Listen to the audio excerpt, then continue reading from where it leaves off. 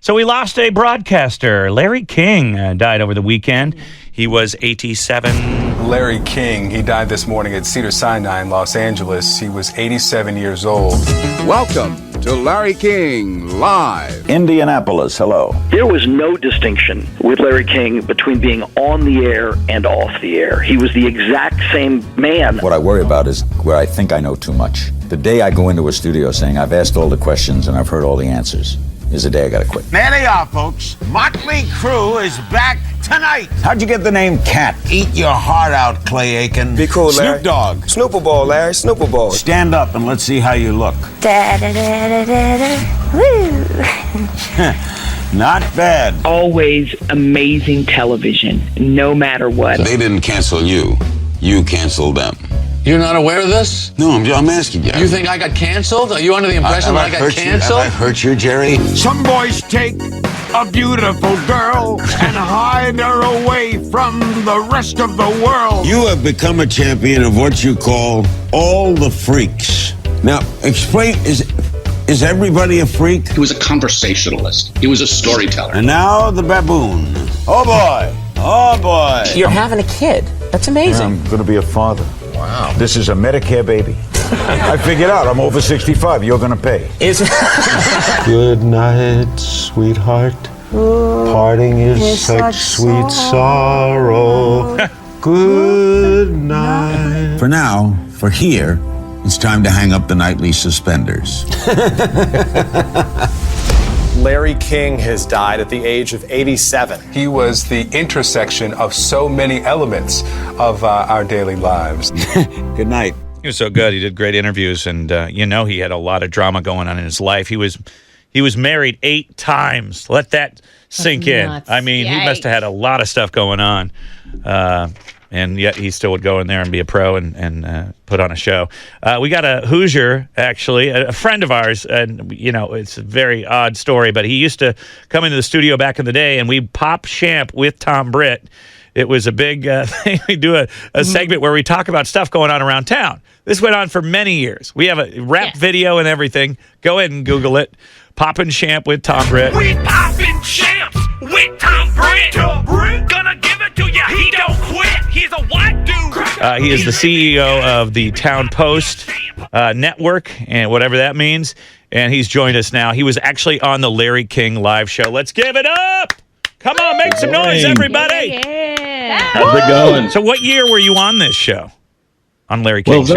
It was actually 12 years ago this month. It was in 2009. Wow. So, and it just showed up on my Facebook memory from 12 years ago. It's a picture of me in actually New York City, which was the day before I was on Larry King on the Today Show. And then the next day I was on Larry King. Yeah. What was Larry King like? So famous. Yeah. What was Larry King like? He was actually really nice. I mean, he came into the green room. I got to the CNN studios. They were actually in Washington, D.C. for the inauguration of President Obama, the first term. And so he was there just for the week to do the inauguration. And, he walked into the room. I was in his green room for like an hour and a half because I got there early. What's that like? What's the green room like? It's kind of like NBC's green room was like catered food and TVs and stuff. And CNN's room was kind of like the break room at a middle school. It's like nice. Concrete walls, and it was like a little computer in the corner, and it was like a little fridge that had like waters in it, and they said help yourself. I was like, oh, thanks for that. Oh, liquid. But no, he walked into the green room and he had his little makeup room was right there next to the green room, and he walked in and was come in kind of nonchalant and just come out and shook my hand. He says, "How you doing, Tom? Thanks for coming on tonight." I said, "Mr. King, it's a pleasure." And he's like, "You get in okay?" I said, "Yeah." And we had a little small talk. And he says, "Well, I got to go put my face on." And so he walked in this room, and he's got this lady in there, and she was waiting for him. And they shut the door behind him. He was in there for like 20 minutes, and he walked out. Wow, that's a long time. Yeah. So I had to actually have the same makeup artist do my makeup. Oh, really? They always do your makeup on television. And there was like these 3 spray bottles, like airbrush spray bottles on the wall. Yeah. And they all said Larry King on them. They were like his personal like airbrush canisters. Praise. And the lady says she's been doing his makeup for like 30 years. The same lady. And it's all she did was that. Wow. And so she did your makeup too. Yeah. You had his makeup on. She did didn't you use look quite at as the end much. of looking like Larry King? Like, did you have the same face? She had a different canister that just said everybody else, and that's the one I got. good. But no, Larry had his own little formula on his little makeup bottle, but he was really cordial. Did he ask any pre-questions about the story that you guys were doing? He didn't say anything to me about Shrinker or anything. Okay. All he talked about was coming in there, and then about 5 till 9. So the show started at 9, and the show has like 7 segments, like 6-minute segments. Oh, okay, different stories. Yeah, but that night, the whole episode was about this Shrinker thing. And so I was on for 5 of 7 segments in the studio with them. And a couple of those segments were like remote reports. So I first got in there a little bit before 9, and they did the big intro with Larry King. Tonight, we talk about a pilot that goes down in Alabama. And they were showing all the scenes and the B-roll and stuff. And I was sitting across the table from him. And it was kind of spooky because the day before, John Travolta had been on his show.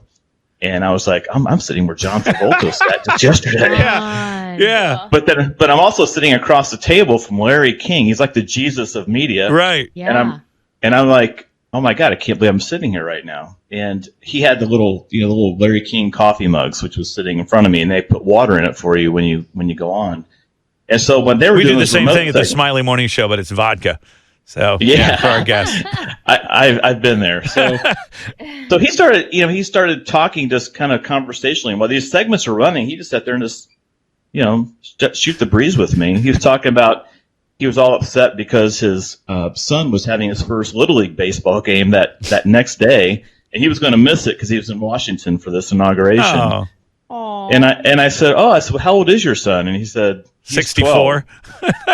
He said he's 12, and I'm looking at him and thinking to myself, okay, this dude's like 76. I'm doing the math in my head, and I'm thinking, good Lord.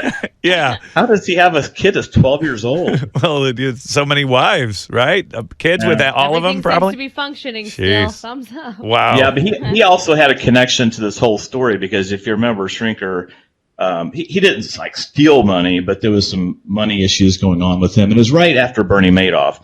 And so evidently he was telling me that he lost 10% of his wealth because of Bernie Madoff. He invested with Bernie Madoff.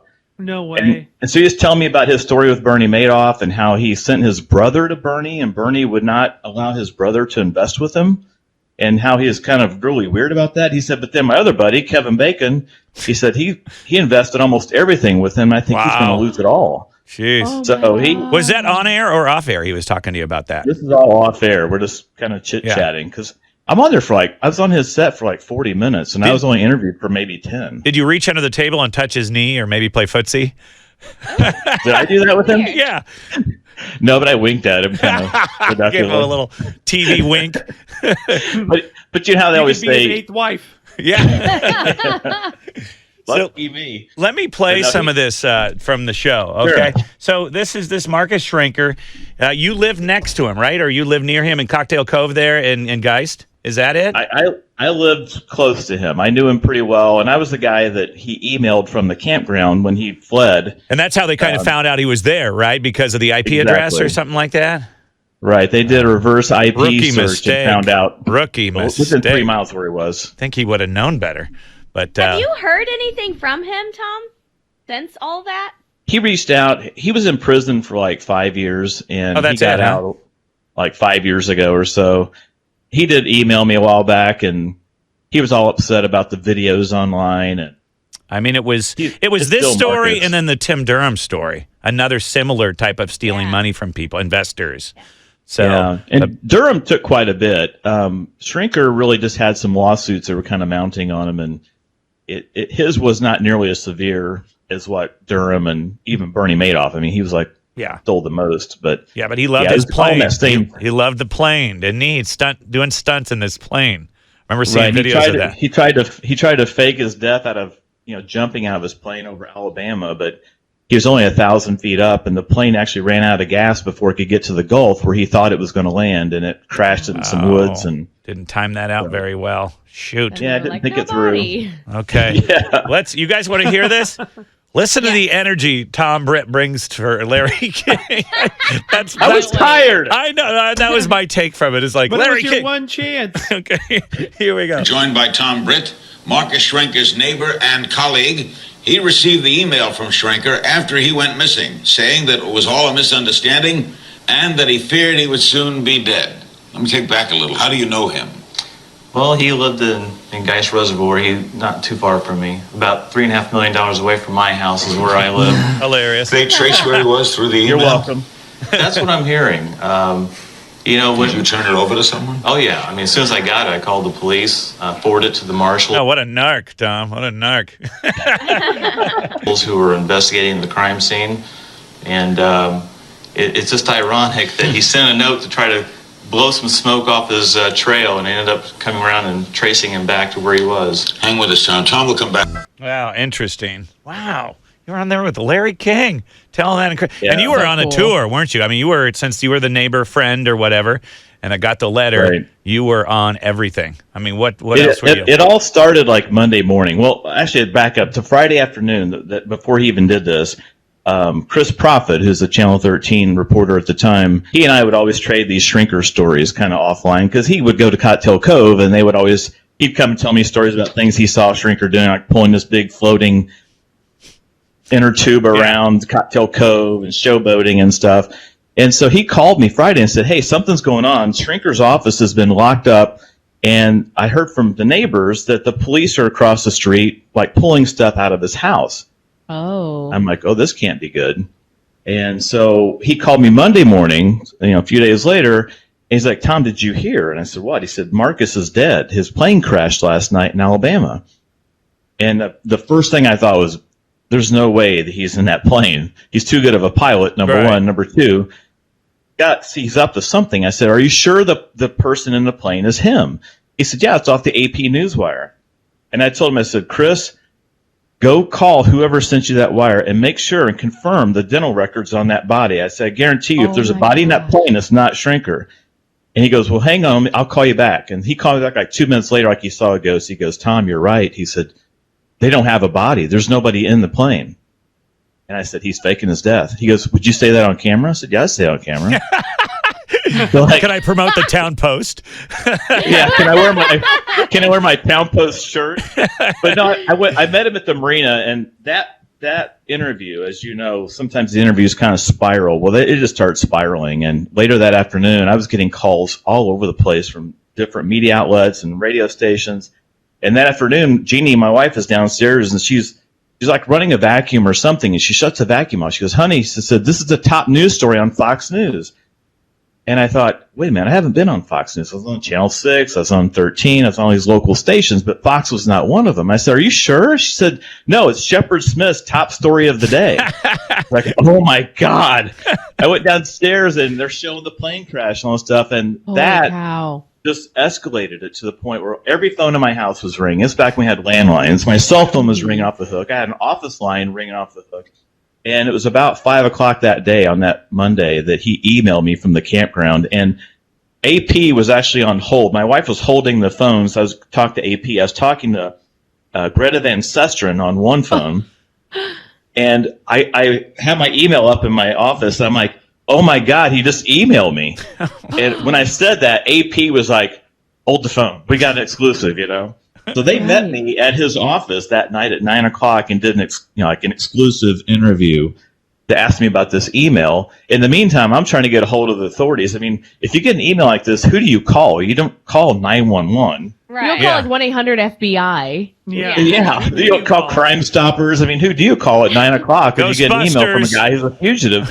So it took us literally it took me a half an hour being on hold and transferred and stuff to get to the right people down in Alabama.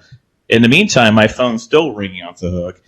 And it just escalated from there. That's the next morning I was on the local TV stations, and I did Good Morning America live remote, and I did Inside Story, which is a channel, a CBS or an ABC special show that they do. Yeah.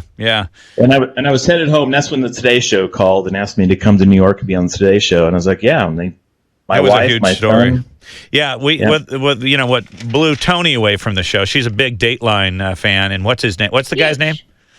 Keith Morrison. Freaking Morrison. And you were. Yeah. So can we play the audio of this? We're talking to Tom Britt. He's a Hoosier. You still live out on Geist? You still live in Cocktail Cove? I don't live in guys. I'm still $3.5 million away from. Okay, you're in house, Fishers or somewhere. I'm in Fishers. Okay. Yeah. Take a listen. This is when he was on Dateline. We were talking about Larry King. Now we're just talking about everything else. But it was like how many years ago? Just the other day? 12 years. 12 years ago. 12 years ago. Wow. Okay, take a listen to this. When Flying High at Cocktail Cove continues. As Monday morning dawned, Indianapolis TV reporter Chris Prophet heard about the crash in Florida. He called Tom Britt, the man who runs the local newsletter. I said, do you know that Marcus Schrenker's plane went down in Northwest Florida last night? I knew something was up. My immediate radar went up and said, there's something going on. He goes, Chris, he would fake his death, and I'm positive of it. Tom Britt, who runs the popular Geist area newsletter and website, knew the Schrenkers and liked Marcus. You heard from his neighbors and people lived across the street about what was going on, and it was just hard to believe. It didn't sync up with the guy that I knew. You know, there's a lot of stories, and they're urban legends, but you know, if you hear so many of them, you have to believe at least one of them is true. And if any one of them are true, you just think this guy's crazy. He rented office space at this building near his home. Tom Britt runs the local newsletter. Yeah, we got years ago, we got it. He had an argument within his landlord. The next day, the guy wakes up and he goes out to his dock, and his boat isn't there, and he gets a call from the fire department saying that there was a boat registered to him that had gone over the dam and had crashed. And nobody could ever pin it on Marcus. How bizarre. That was a crazy story. I got can't believe chills hearing Keith Yeah. Morrison talk about it. Oh, yeah. Uh-huh. He was really cool. He makes it sound like the local newsletter, like The so local news- Indiana. and web- The local newsletter. We have a newsletter like we each and get website. a newsletter. Like they're handing out like colored pieces of paper, like here, guys. Yeah, he was really cool. We they recorded those interviews down at the Conrad. So Keith Morrison came to town. He was there for like 2 days, and I helped the Dateline folks. So when I was on Today's Show, they took me to breakfast at the Waldorf Astoria, and I met the producers. Nice. So after the show, I kind of worked with them on the first like big 1 hour special about what happened. And so I helped them, get connections with the local people and stuff. Well, Keith Morrison came to town, and they said, "Hey, do you want to have dinner with Keith and I?" I was like, heck yeah! So we went down to the Conrad, and we had dinner downstairs, and he was just so cool. He would tell all these stories, and I would ask him all kinds of things about who's the craziest interview he ever did, or what's the craziest situation they were ever in. He was telling me about doing interviews after tsunamis over, I think it was in India, and how they got over there with no power and stuff. He's going through all these stories, and he was just a really cool guy. But he just looked old. He and Larry both, yeah. I mean, they were aged. Yeah. He was seasoned, He as we say. He was kissed by the sun a little bit too much. But he was such a really nice guy, and both those guys, Larry and Keith Morrison. Keith obviously is still with us, and he's still working. But unfortunately, Larry didn't survive the COVID. So yeah, that sucks. Well, thanks, man. I appreciate it. It's good chatting with you. This is Tom Britt. He used to be on the show. We used to do this thing called Poppin' Champ with Tom Britt back in the day. I guess that would have been. How long ago was that? It was after that. Yeah. I think, I don't know, probably 2012. 2012. 15 or so. Yeah. Seems like it's been a long time. I joined the show. My champagne consumption has gone down dramatically. Man, it was I bet it has. So fun.